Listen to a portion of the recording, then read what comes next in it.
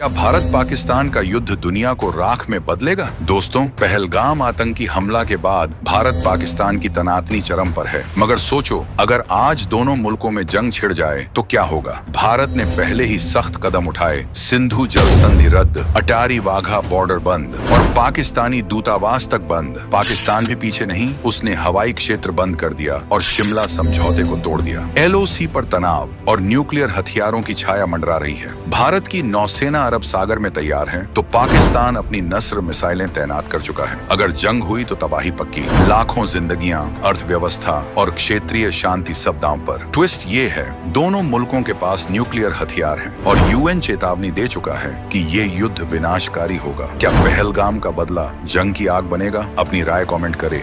एक समुद्र, 7 देश और युद्ध की आहट। क्या है साउथ चाइना सी का खेल? समंदर में एक ऐसा तमाशा चल रहा है जो फिल्मों को भी फेल कर दे। साउथ चाइना सी एक छोटा सा समुद्र, लेकिन इसमें 7 देशों की सांसें अटकी हैं और इस खेल का बिग बॉस है चीन। वो कहता है, ये पूरा समुद्र मेरा है, बाकी सब निकलो। चीन ने तो मानो समंदर पर अपना झंडा गाड़ दिया, आर्टिफिशियल आइलैंड बना डाले, मिलिट्री बेस खड़े कर दिए और वॉरशिप्स की लाइन लगा दी। कहता है, यहाँ का तेल, गैस, मछली सब मेरा। ये समुद्र में कोई मामूली पानी नहीं, इसके नीचे अरबों का तेल और गैस छुपा है और हर साल ट्रिलियंस का ट्रेड इसी रास्ते से गुजरता है। तो चीन का प्लान साफ है, सब कुछ हथियाओ, बाकियों को धमकाओ। लेकिन ट्विस्ट ये है, अमेरिका भी बीच में कूद पड़ा है, अपने जहाज भेजकर कह रहा है, चीन ज्यादा उछल मत। अब सवाल ये है, क्या ये समुद्री दंगल युद्ध की आग में बदल जाएगा या चीन सबको डरा धमकाकर समंदर का राजा बन जाएगा? तुम बताओ, इस नौटंकी में कौन जीतेगा और कौन डूबेगा? चीन समंदर में महल बना रहा है, मगर ये आर्टिफिशियल आइलैंड्स दुनिया को जंग की आग में झोंक सकते हैं। दोस्तों,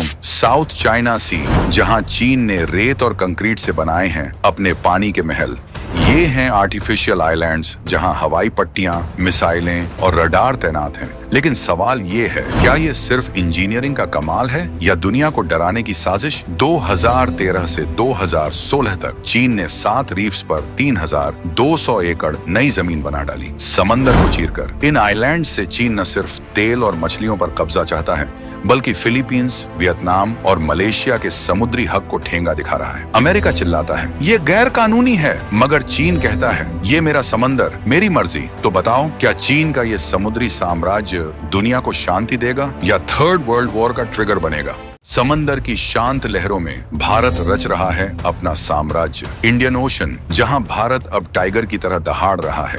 भारत का मास्टर प्लान है समंदर में अपनी ताकत का परचम लहराना, और ये कोई सपना नहीं, हकीकत है। लक्षद्वीप और अंडमान निकोबार में भारत ने अपने द्वीप बेस को हथियारों का अड्डा बना दिया। हवाई पट्टियां, मिसाइलें और नौसेना की तैनाती। 2025 में ही मॉरिशस के अगालेगा द्वीप पर भारत ने नया एयर स्ट्रिप और जेटी बनाकर सबको चौंका दिया। इंडियन नेवी अब 24 घंटे 7 दिन समंदर में गश्त कर रही है। 8 जहाज, 6 सबमरीन और 75 से ज्यादा विमान। ट्रोपेक्स जैसे मेगा एक्सरसाइज में भारत ने दिखाया, हम समंदर के राजा हैं। चीन की स्ट्रिंग ऑफ पर्ल्स को टक्कर देने के लिए भारत ने नेकलेस ऑफ डायमंड्स बिछाया। लेकिन ट्विस्ट ये, चीन भी जवाब में अफ्रीका के पूर्वी तट पर नया बेस बनाने की फिराक में है।